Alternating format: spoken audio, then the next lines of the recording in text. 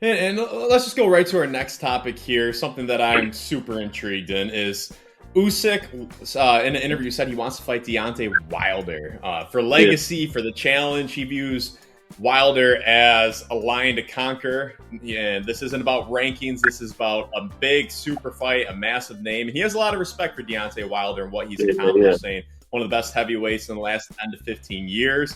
I think that fight is super, super exciting. But yeah, you give me your initial reaction to when you saw that headline. Matt, I agree. I think it is a very, excuse me, interesting fight. I think that Usyk is owning something when he says he wants to fight Deontay Wilder. One, because Wilder still has that name, the Bronze Bomber. He still has power. Now, he's not in his prime. He has been beaten and stopped by a couple heavy punches, and so it won't be the same Deontay Wilder. But the last thing that leaves the fighter in his older age is his power.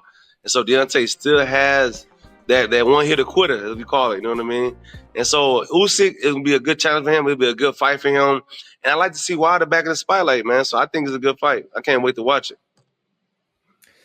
Yeah, so in that fight, I see Usyk winning. Obviously, he's going to be an absolutely massive favorite. But like you said, Wilder has that ultimate equalizer. He only has to be good for one punch. While Usyk's got to be dancing around him all fight.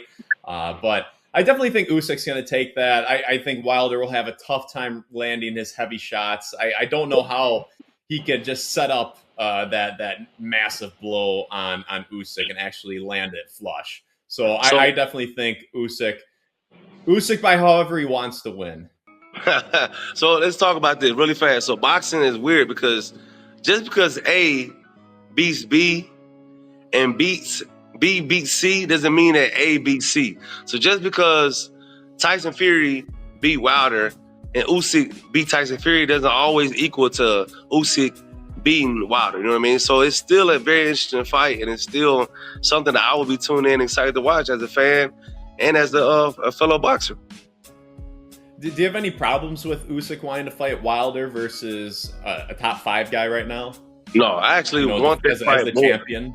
Yeah, and I was hoping Usyk didn't give Tyson Fury another shot. He already fought him twice already, and it's kind of like Usyk, like he's in this weird stage in his career. Like, who can he fight to bring in the revenue that needs to signify him getting big paydays? And so, Wilder is a very good name, something they can promote, really build, and get the audience excited to even pay for the pay per view if it is pay per view. That's one of the things that's weird when you beat Tyson Fury. Who does Usyk face now that makes sense to draw numbers and draw people to want to watch the fight? I think they did a really good job with Deontay Wilder. What would be your prediction for the fight? Definitely Usyk. Usyk wins, I think, by stoppage, just because of the damage accumulated Okay. over Wilder's career, man.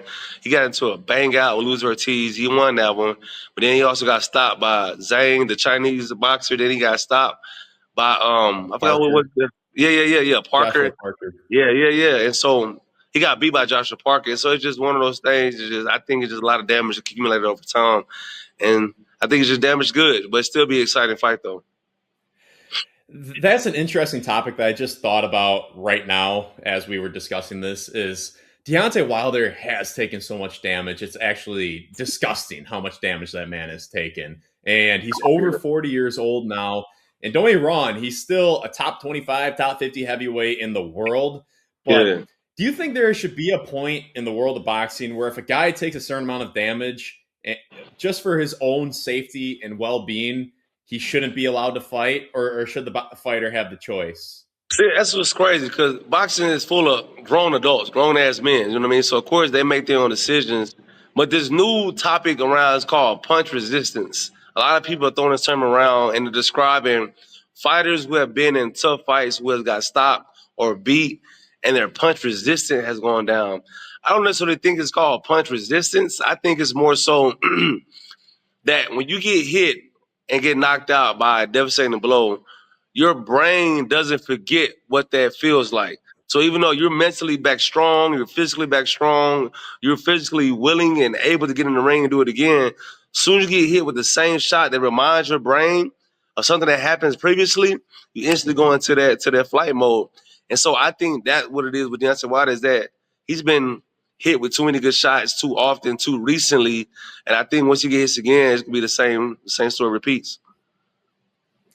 I definitely think you're onto something there, but at the same time, the body, to a certain extent, everything will heal itself within reason. Mhm. It'll heal quite well. Besides the brain Okay. does not recover like the rest of the body does. And Wilder, those especially those Fury fights, man. That third Fury fight, the amount of damage that man took, and he wanted to go out on his own shield. He Yeah. fired his crew from the second fight because they threw in the towel. And he wanted to go on his own shield, and because of that, the amount of damage he took in that fight, I think he gave Fury a lot of damage in that fight. Fury was never the same, but I think Wilder, um, he's not the same guy, and two, I think there's a point in my personal opinion where he has reached so much damage that I question whether he can make a sound decision. I know that sounds extreme, but I question like how good of decisions he can make. And Yeah. I feel like he's a lamb to slaughter against Usyk. Don't get me wrong, he potentially has a puncher's chance, but you're Yeah. just putting in a guy. He's going to get rewarded handsomely, probably in Saudi Arabia. But at the same time, what's all that money worth if you are a vegetable by the time you're 50 years That's old? real. I mean, That's that's the real. amount of damage this man has taken. And So that's if it was up to me, I don't think if I was on one of these commissions, or if I was the man in charge saying this guy can fight or we can make this fight, I would say no, this fight can't happen. yeah, yeah. It just can't happen. So the So commission at the end of that's the kind of where day, I'm. the commissioner is in the pockets of the promoter. So commission gonna bend either way. Promoters making them bend with money and stuff. But that's why you have like as Wilder, as a fighter, as myself, we're supposed to believe that we can't break. We're supposed to believe we can break anybody else down. That's why it's so important to have people in your camp and on your team that you trust that can make those decisions and tell you like, hey champ, we're a step behind now, or this is something we should be thinking about putting behind us now. And so that's why it's always good to have not just yes men in your team, but people who actually care about your well being in your life post fighting. Because fighters they retire around what 30 between 35 and 40 years old. Most of them do. And so you still are young when it comes to relative life. You still have a lot of life to live past 40. So you can't make decisions that you affect you past boxing and stuff right now, which is why you have people in your team to help you with that.